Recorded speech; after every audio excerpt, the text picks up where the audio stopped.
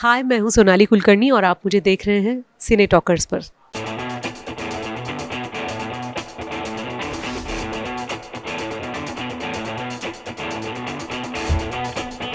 Hello Sonali ji, welcome to Cine Talkers. Firstly congratulations.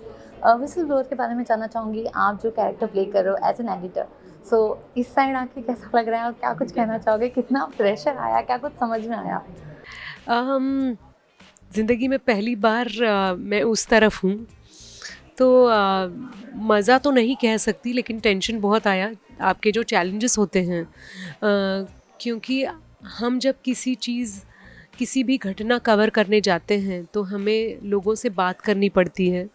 उनका mood क्या होता है, वो कितनी आसानी से हमें इन्फॉर्मेशन देते हैं, ये सारी चीज़ें मायने रखती है। और मेरा जो किरदार है ज़ैनब पारकर, जो एक एडिटर है चैनल की, उसके ऊपर बड़ी जिम्मेदारी है शो रन करने की, उसे दिशा देने की। तो जैसा लोगों को लगता है कि ये जो स्क्रीन पे जो आते हैं जर्नलिस्ट, उनकी तो लाइफ मज़ेदार है, मेकअप करते हैं, सामने आ जाते हैं, लेकिन एक्टर होना और वीडियो जर्नलिस्ट होना, टेलीविज़न रिपोर्टर होना, एडिटर होना, ये दो अलग बातें हैं। आप जो करते हो वो सच्चाई के साथ है और सच्चाई को लेकर है, तो उसमें बहुत ज़्यादा सेंसिटिविटी रहती है। तो ऑन द एज रहने में बहुत मज़ा आया, लेकिन ये पता चला कि ये ज़िंदगी आसान नहीं है, क्योंकि मेरे प्रोफेशन में ऐसा होता है कि मुझे मदद करने के लिए मेरी टीम होती है, मेरे हेयर ड्रेसर, मेकअप आर्टिस्ट, मेरे स्पॉट असिस्टेंट। आप तो सोलो वॉरियर होते हो और फिर भी जो सच्चाई आपको बतानी है उसे पकड़े रहते हो, which is so tough. Correct. And इसके बाद अगर जानना चाहूँगी, इतने साल, इतने डेकेड हो गए हैं आप इस इंडस्ट्री में हो, like whether it's south, whether it's Bollywood, whether it's Marathi, you have worked in all the genres. So कौन सा आपको मतलब ज़्यादा इंडस्ट्री अच्छी लगी और उनका जो डिफरेंस है शूट करने का pattern, and whether now it's OTT, कितना डिफरेंट आपको नज़र आया और कितने बदलाव आपने देखे हैं? बदलाव तो काफ़ी देखे हैं। To answer your first question, मैं ये नहीं डिफ्रेंशिएट कर सकती कि मुझे किस भाषा में काम करना अच्छा लगता है। हिंदी, इंग्लिश, मराठी में क्या होता है वो मैं समझ पाती हूँ, तो पैरेलल ट्रांसलेशन मन में नहीं चलता है। लेकिन बाकी जो भाषाएं हैं, जैसे मैंने गुजराती में काम किया, तेलुगु, तमिल या इटालियन में काम किया, तो ये भाषाएं मुझे सीखनी पड़ी थी। और अगर कोई स्पीड से, तेलुगु तो मुझे आती नहीं है, तमिल थोड़ी बहुत आती है, इटालियन भी आती है, लेकिन बहुत फास्ट कोई बोलना शुरू करें तो मुझे समझ आने में टाइम लगता है। तो बस जब प्रिपेयर कर रहे हैं किसी कैरेक्टर के लिए तो आपको ज़्यादा टाइम देना पड़ता है, हार्डवर्क ज़्यादा होता है। लेकिन उससे अलावा डिफरेंसेस से ज़्यादा मैं आपसे कहूँगी कि मुझे सिमिलैरिटी बहुत मैंने पाई है, क्योंकि जो डायरेक्टर होते हैं, प्रोड्यूसर्स, राइटर्स होते हैं, वो इक्वली पैशनेट होते हैं, उनको कहानी बतानी होती है। तो बहुत कम बारी मुझे ऐसे लोग मिले हैं कि जो अच्छे ना हों जिनसे गुस्सा आता है।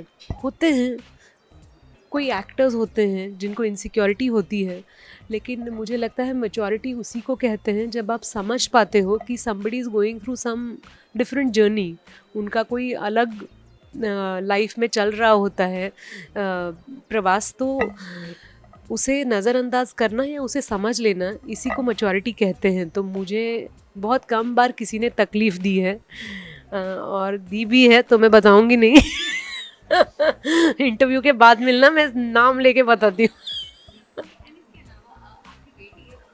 इन फ्यूचर लाइक अगर वो आएगी तो क्या आप उन्हें अलाउ करोगे इस इंडस्ट्री? वो 10 साल की है, वो कहाँ इंडस्ट्री में आएगी। सुनने में आ रहा है कि उनके पास भी कुछ प्रोजेक्ट्स ऑफर हुए हैं, तो क्या अगर कावेरी को हर रोज़ कुछ ना कुछ ऑफर होता रहता है, लेकिन वो ऑनलाइन लर्निंग में बहुत बिजी है। She is just 10। In future like अगर वो आएगी तो क्या आप उन्हें अलाउ करोगे इस इंडस्ट्री में? तो मुझे लगता है तुम अभी बहुत यंग हो, तुम्हारी शादी नहीं हुई है, तुम्हारे बच्चे नहीं हुए हैं, इसलिए तुम ये सवाल पूछ रही हो। जब तुम्हारे खुद के बच्चे होंगे तो तुम बिल्कुल आसान जवाब दे दोगी कि वो बड़े होके खुद तय करेंगे, क्योंकि कावेरी इतनी छोटी है कि हर रोज़ वो नया प्रोफेशन लेके आती है और अभी उसके सवाल इतने मज़ेदार है, तो मैं वो समझने की कोशिश करती हूँ। उसे ज़्यादा अंदाज़ा नहीं है, उसे पता नहीं है, उसे ये अच्छा लगता है कि ये जो काम है ये मेरी आई को बहुत अच्छा लगता है। तो मेरे लिए वो बहुत अहम बात है, क्योंकि जैसे उसे पता है कि पापा को ये काम अच्छा लगता है और आई को भी उसका काम अच्छा लगता है, तो वो रिस्पेक्ट करती है कि ये टाइम से उसे जाना पड़ता है, उसे स्क्रिप्ट पढ़नी पड़ती है, याद रखने पड़ते हैं डायलॉग्स। तो ये वैल्यू एडिशंस हो रही हैं। अभी मैं उसको बिल्कुल किसी भी चीज़ के लिए तैयार नहीं कर रही हूँ। मुझे लगता है कि काफ़ी सारी मेरी फ्रेंड्स हैं, को पेरेंट्स हैं, वो मुझे डांटती रहती है कि तू तेरी बच्ची को किसी भी क्लास में जाने नहीं देती। मतलब मुझे ऐसा लगता है कि बच्चों को किसी भी भीड़ में नहीं रखना चाहिए। उनका हक है उनका बचपन एंजॉय करना, और वो हक हमें ही देना चाहिए। इसके लिए हाँ, इसके लिए क्या कुछ मतलब आपने प्रिपरेशन की, कितना कुछ सीखा और क्या कुछ मेमोरीज़ हैं आपकी जो आप टेक अवे इससे लेके जा रहे हो व्हिसल ब्लोअर से? मुझे लगता है प्रेपरेशन ज़िंदगी भर होती आई है व्हिसल ब्लोअर के लिए, क्योंकि आप सभी से मुलाकात होती रहती है। बहुत सारे दोस्त हैं इस इंडस्ट्री में मेरे, न्यूज़ में भी हैं, जर्नलिस्ट हैं, फ़ोटोग्राफ़र्स हैं। मेरे मन में उनके लिए बहुत ज़्यादा इज़्ज़त है, क्योंकि जो ग्लैमर हमें मिलता है, जो पुरस्कार हमें मिलते हैं, हमारे लिए जो तालियां बजती हैं, हमें जो स्टैंडिंग ओवेशन मिलता है, वो मुझे अब रोना आएगा। मुझे लगता है कि हमें अहमियत देने वाले ये जो सारे जर्नलिस्ट हैं, एडिटर्स हैं, इनको नहीं मिलता। वो हमारे लिए इवेंट्स अरेंज करते हैं ताकि हमारा सम्मान हो, लेकिन उनके लिए कौन ताली बजाता है? उनके लिए तो घर जाने के बाद उनके परिवार वाले भी बोलते हैं कि देखो आज भी लेट आ गए ना। तो ये ताने सुनकर भी अपने काम से सिंसियरिटी रखना ज़िंदगी भर करते आते हैं कितने सारे लोग, और मुझे गर्व उन लोगों पे है जो कभी भी किसी चीज़ का एडवांटेज नहीं लेते, पैसों के लालच में गलत काम नहीं करते। ऐसे कितने सारे कोलीग्स हमारे क्षेत्र में हैं, तो उनको याद रख के मैंने ज़ैनाब पारगर का किरदार स्केच किया था, और मुझे लगता है ये उन सब लोगों के लिए मेरा ट्रिब्यूट है जो आज तक मेरे बारे में अच्छा छोड़ो कुछ ना कुछ लिखते आए हैं, लोगों तक मुझे पहुंचाते आए हैं। वाह, दैट्स नाइस। एंड इसके अलावा और क्या प्रोजेक्ट्स हैं, हम आपको दोबारा कब देख सकते हैं? इसके अलावा और मूवीज़ हैं, क्या-क्या है पाइपलाइन में, क्या बताना चाहोगे? के बाद 2 बहुत अच्छे वेब शोज़ आएंगे। One is directed by Apurva Lakhia, one is directed by Samit Kakkar, और 3 फिल्में हैं। और मुझे लगता है कि आने वाला साल मेरे लिए बहुत सारी खुशी और स्माइल्स लेके आएगा। ऑलराइट, फैंस और व्यूअर्स के लिए क्या कुछ मैसेज देना चाहोगे? आप सभी को हैप्पी न्यू ईयर, और शुक्रिया क्योंकि आपने बहुत बहुत मुझे एनकरेज किया है आज तक। हमेशा आपका सपोर्ट ऐसे बनाए रखिए ताकि हम अच्छा काम करते रहें। Thank you so much.